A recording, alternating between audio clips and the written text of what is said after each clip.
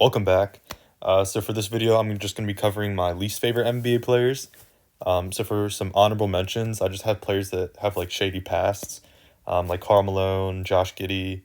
Not that they're like necessarily like my least favorites, but Kareem, Abdul-Jabbar, Magic Johnson.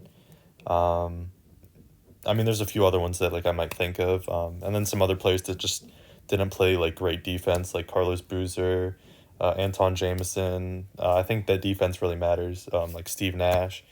But this list kind of just covers more of like people who um, might be like more up on that list. So yeah, here's just like Josh Giddey. I mean, he's playing better this year. Ever since he moved to the Chicago Bulls. But still, I don't think that he's going to be like a great player. It seems like his second season was probably what might be his peak, kind of like how Ben Simmons was like good early on and then just kind of like hit like that 15 point per game like block in his career. Kyle Filipowski, I just think that his like wife slash girlfriend situation is kind of weird and straight up illegal.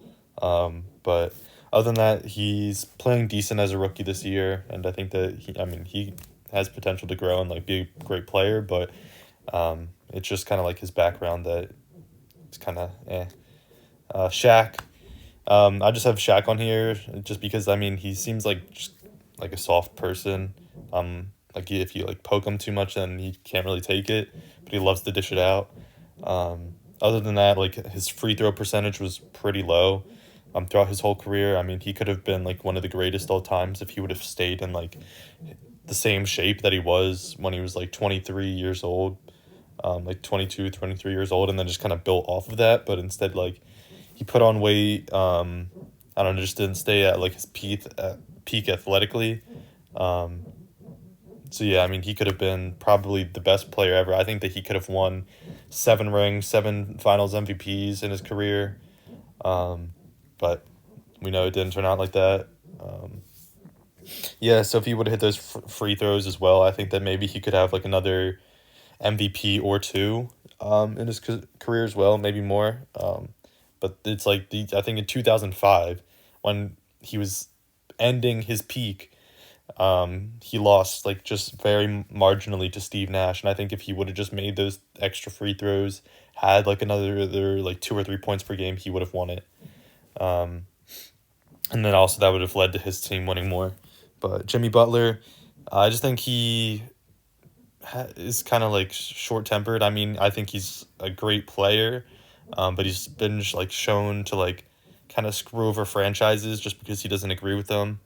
Um, I mean, it's like strong willed, but then also he just cares a little bit too much about money. So that's holding him back. Draymond, I mean, he just assaults people. Uh, that's just kind of why I have him on here. I do like his play style a lot, but I didn't think that, yeah, he's just kind of short tempered and doesn't handle his temper in the correct way.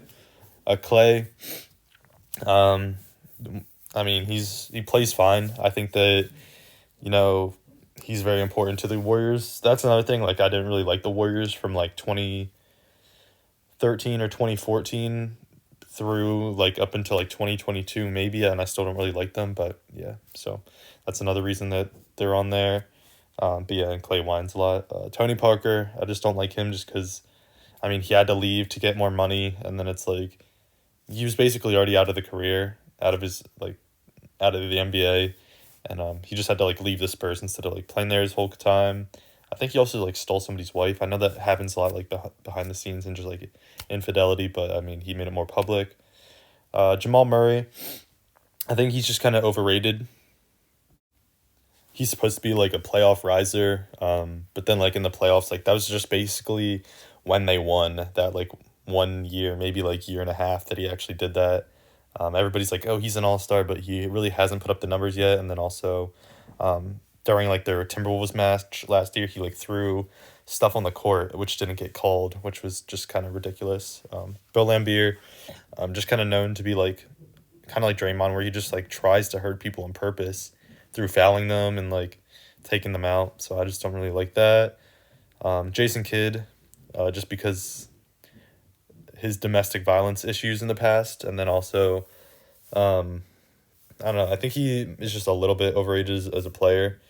Like, I think points wise, the most that he's ever averaged was 16.9, maybe? Is that right? Let me check that real quick. Let that load. Okay, 18.7. Um, yeah, so not a great score. I mean, I don't know. I think that, yeah, he's kind of overrated in his career. I mean, he did make the finals twice by himself, but in like a super weak East Conference, and I don't know. I think, yeah, just overrated. And then even as a coach, I think that he just isn't the best at that either. And personality wise, I don't know, just trying to like start fights with other organizations. So, Jonas Valanciunas, this is primarily just because of his lack of defense. I mean, he had like a few, maybe like, yeah, what is that, like his rookie year pretty much. Super early on, and then after that just fell off. This was highlighted a lot on the Pelicans. Like, he just wasn't able to defend for them that good. So that's why he's here. Tobias Harris, just kind of like talking bad about like Ben Simmons, and then also he just seems like kind of softish as well, like personality wise. Like, he wasn't really that good on the Sixers. I mean, I know everybody on the Sixers will tell you that we probably should have signed Jimmy Butler, just because he was a better player, and then obviously that probably would have led us to the finals one, two, maybe three times. I don't know, just because Jimmy already made it twice by himself. So, and I think that our core was better than what he had on the Heat. But yeah, so trade Tobias Harris for a crumble cookie. Steph Curry. This is primarily just because I don't think he deserved both those MVPs. That year in, what was that, 2015 maybe? Yeah, that wasn't, I think that was when they won 73 games. No, it was the next year. But either way, I think he was like super close to like other people, and I mean, he was a great player that year, but I just don't think that he really deserved that MVP. I don't know. Um, Maybe I'm wrong, but and then because I just didn't like the Warriors during that time, so maybe that's why I think that. But yeah, now he's fine, I guess. DeAndre Ayton, I just don't like that. All he really cared about was money, and he wanted like to have a primary score role. Never really like built into that. There was just a lot of different options that we would have had if we didn't like draft him for the Suns.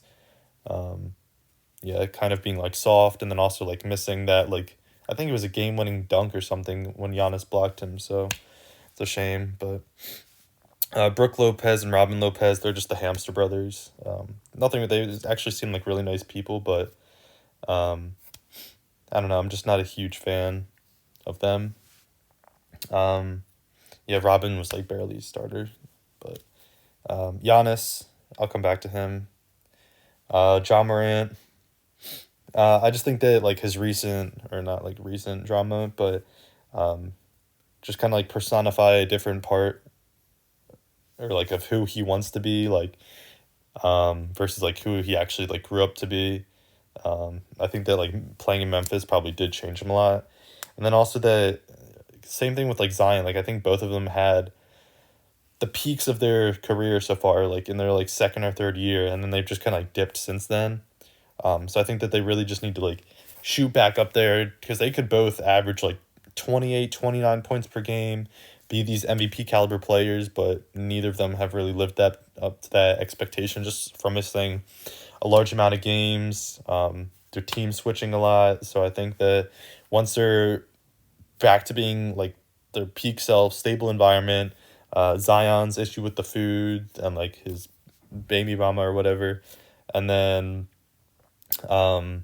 job just with like the drama and of like being that person that he might not actually be. I don't know. Trae Young, same thing as Zion and Ja, just kind of like having that like peak year super early on, and then just kind of coasting after that. You really expect people to like shoot up and like just improve after, that those first 3 years of it, like adjustment time, like those first 2-3 years.